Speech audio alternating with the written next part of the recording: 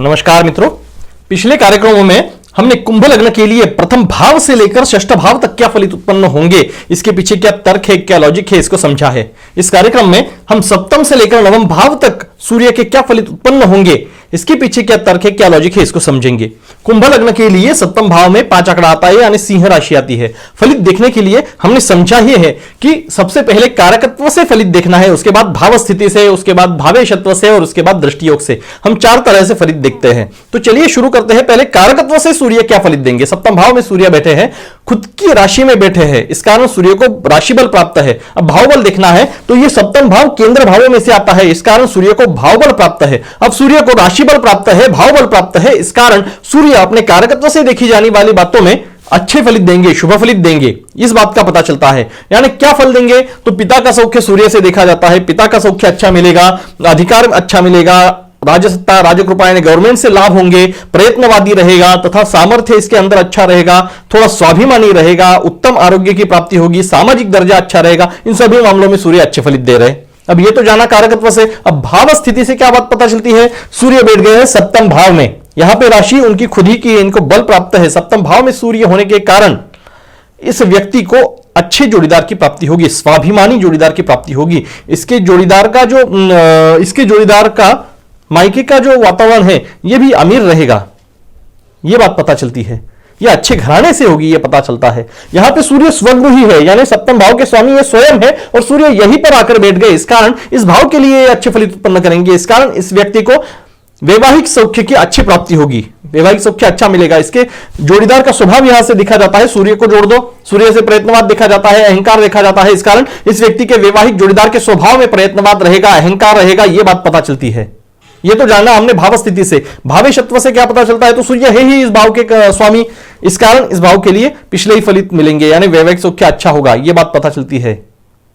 ये जिसका जो वैवाहिक जोड़ीदार है ये स्वाभिमानी रहेगा, तसे इसके मायके का वातावरण अमीर रहेगा, यह बात पता चलती है।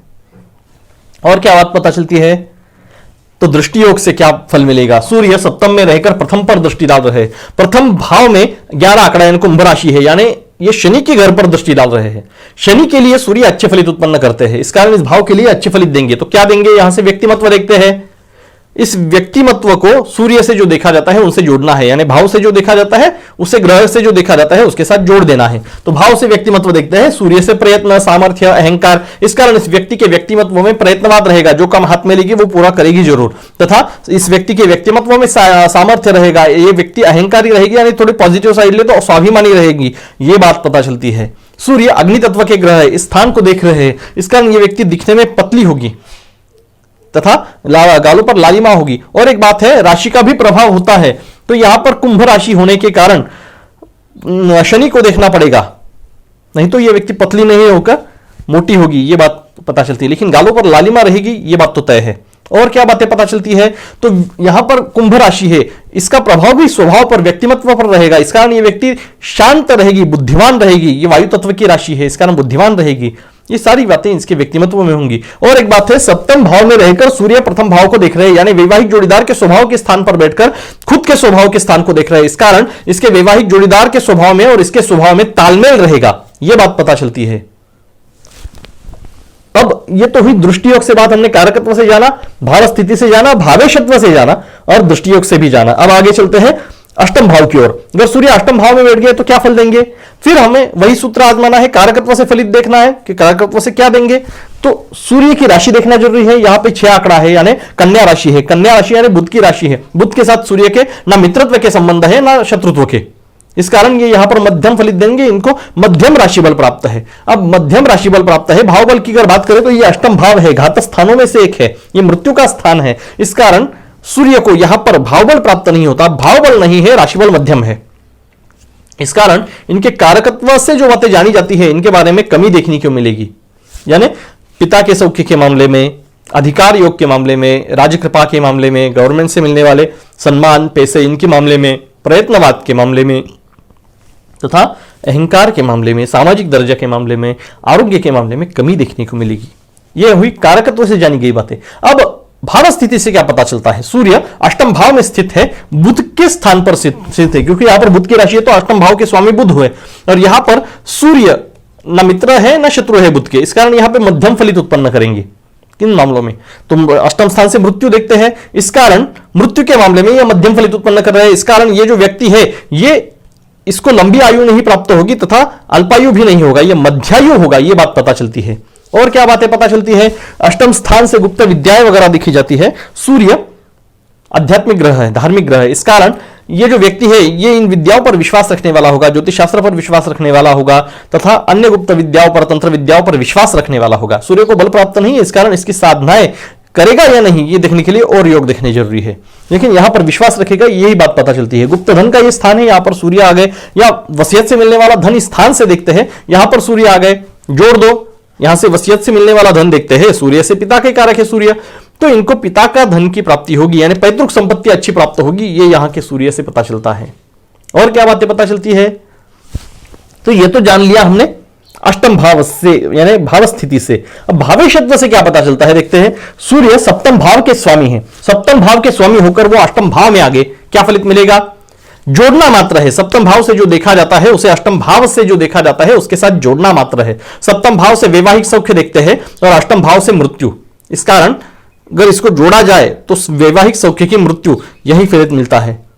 तो यह फलित सटीक भी है क्योंकि सूर्य यहां मध्यम बलवान है, इस कारण इसको अच्छे वैवाहिक सौख्य की प्राप्ति नहीं होगी, इसका वैवाहिक सौख्य बीच में खंडित हो जाएगा। यहां से अष्टम से मृत्यु और यहां से वैवाहिक जोड़ीदार, तो ये परेशान रहेगा वैवाहिक जोड़ीदार के कारण, ये बात पता चलती है। और क्या बातें पता चलती है? तो ये तो जाना हमने भावेशत्व से क्या फल मिलेगा, इस भाव के लिए क्या फल मिलेगा। अब यहां पर सूर्य है और ये दृष्टि डाल रहे द्वितीय भाव पर, क्या फल देंगे? द्वितीय भाव में जो राशि है ये गुरु की राशि है। अब गुरु और सूर्य में मित्रता है, ये मित्र के घर को पूर्ण दृष्टि से देख रहे हैं, इस कारण इस भाव के लिए अच्छे फलित उत्पन्न करेंगे, यानी ये इस व्यक्ति के जीवन में अच्छा धन दिलाएंगे। लेकिन और एक बात है, ये मृत्यु के स्थान पर बैठकर ये धन के स्थान को देख रहे हैं, इस कारण मृत्यु से धन की प्राप्ति, वैवाहिक सौख्य के स्थान का स्वामी मृत्यु के स्थान पर बैठकर धन स्थान को देख रहा है, तो वैवाहिक जोड़ीदार के वियोग के कारण इसे धन की प्राप्ति होगी, ये बात पता चलती है। हम जोड़ रहे हैं मात्र, विवाह स्थान का स्वामी मृत्यु के स्थान पर बैठकर धन स्थान को दिख रहा है, इस कारण वैवाहिक जोड़ीदार के वियोग के कारण धन की प्राप्ति दिख रही है। सूर्य पिता के कारक है, धन स्थान को देख रहे हैं, हमने तो देखा ही है वसीयत के कारण यहां पे इनको धन मिलेगा, तो यहां पर भी पिता से धन मिलने के योग बन रहे हैं। और क्या, यहां से कौटुंबिक सौख्य देखा जाता है, मृत्यु स्थान में बैठकर सूर्य कौटुंबिक सौख्य के स्थान को देख रहे हैं। किस स्थान में बैठे हैं वो देखना भी जरूरी है, वो मृत्यु स्थान में है, सूर्य मृत्यु स्थान में है और कुटुंब स्थान को देख रहे हैं, इस कारण कौटुंबिक सौख्य में कुछ तकलीफें जरूर होगी। मृत्यु को शब्दशः न ले, तकलीफ से जोड़े तो कौटुंबिक सौख्य इसे अच्छा नहीं प्राप्त होगा, यह बात पता चल रही है। यहां से वाणी का सौख्य देखते हैं, सूर्य पूर्ण दृष्टि से देख रहे हैं, सूर्य अहंकार के कारक है तो इसके वाणी में अहंकार रहेगा।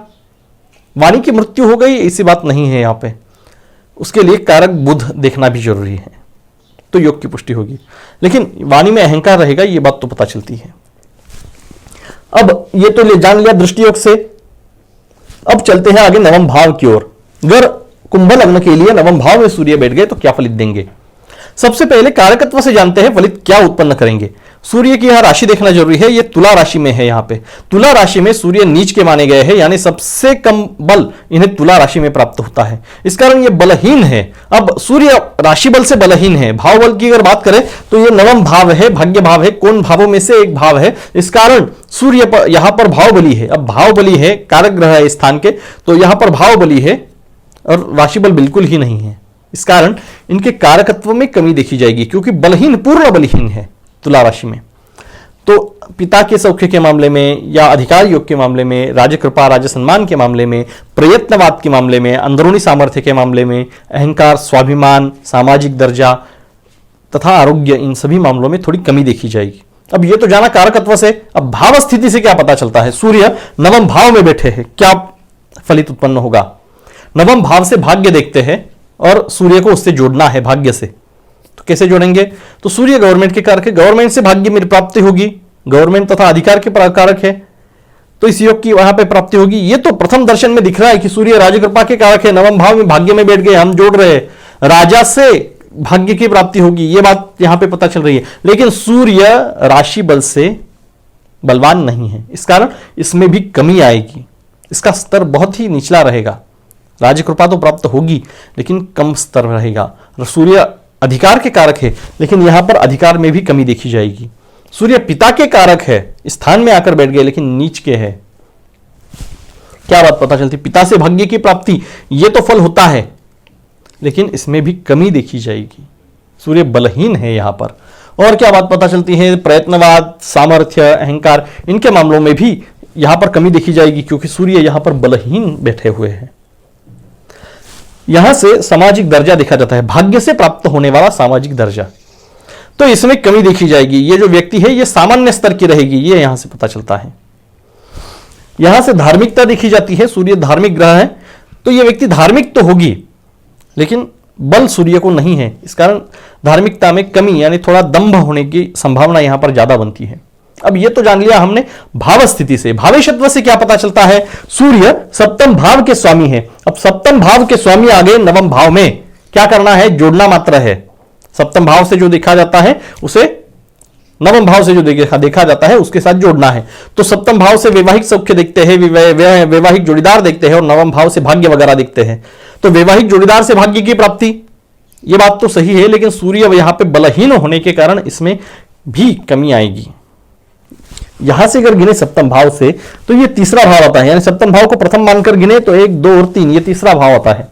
तीसरे भाव से पराक्रम देखते हैं, इस कारण इसके वैवाहिक जोड़ीदार के पराक्रम के कारण इसका भाग्योदय यहां पर दिख रहा है, या विवाह के बाद भाग्योदय दिख रहा है। दोनों भी बातें सही है लेकिन दोनों का जो स्तर है वो कम रहेगा, निचला रहेगा, क्योंकि बलहीन सूर्य है। सूर्य के बल से बहुत फर्क होता है, फर्क पड़ता है, ग्रह के बल से बहुत फर्क पड़ता है।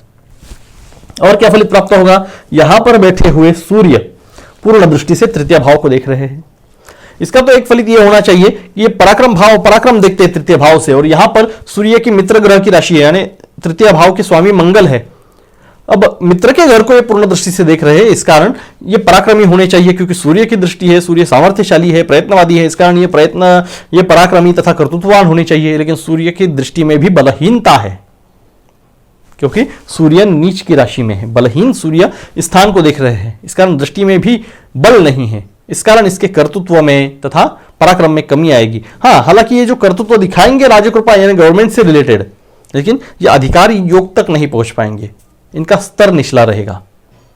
और क्या बातें पता चलती है? तो यहां से छोटे भाई बहनों का सौख्य देखते हैं, सूर्य यहां पर देख रहे हैं, भाग्य स्थान से देख रहे हैं, तो इनके छोटे भाई बहनों का भाग्य भी अच्छा होना चाहिए, लेकिन इसमें कमी जरूर देखी जाएगी, कुछ ना कुछ अभागापन देखा जाएगा। सूर्य बलहीन है, उतना बल नहीं है सूर्य की दृष्टि में भी।